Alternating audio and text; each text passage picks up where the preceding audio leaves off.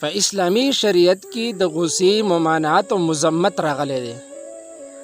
ابو هريره رضی الله تعالی عنہ فرمایي چې یو سړی د الله د رسول صلی الله علیه وسلم خواته راغی او عرض وکړو د الله رسوله اوصني ما ته وصیت وکړه. نو د الله پیغمبر صلی الله علیه وسلم ورته وفرمایل لا تغضب، غصه مه کوه. نو پردد مرارا، نو هغه سړي دوباره دا خبره دوهراو کړل. د الله پیغمبر صلی الله علیه وسلم ورته بیا هغه شان جواب ورکړي لا تغضب لا تغضب، نو غصه مه کوه. وس که چېرته دا غصه د غیرت اسلامی د پاره وه یا د حق د تایید د پاره وه، نو بالکل دا غصه قابل تعریف ده.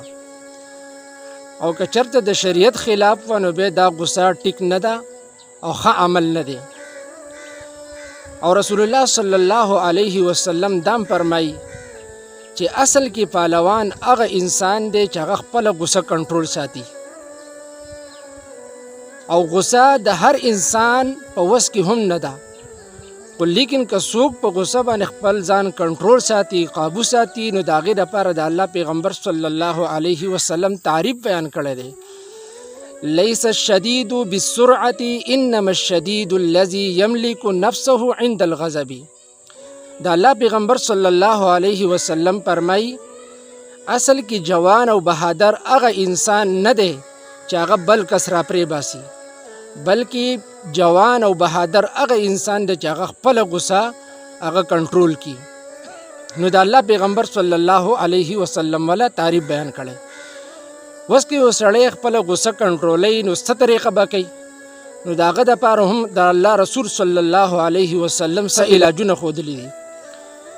یو علاج د الله پیغمبر صلی الله علیه وسلم دا ښودلی دی چې چاته غصه راله نو بس دی اعوذ بالله من الشیطان الرجیم وی.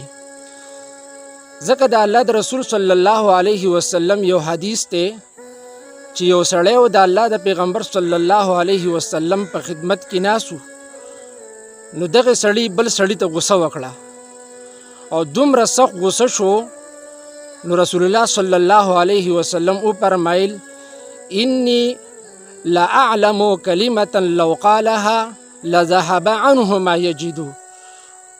وی زه ما ته یوه کلمه معلومه ده که چېرته دا سړی دا کلمه ووایي د ده دا غصه به فورا ختم شي، او هغه کلمه دا ده چې اعوذ بالله من الشیطان الرجیم.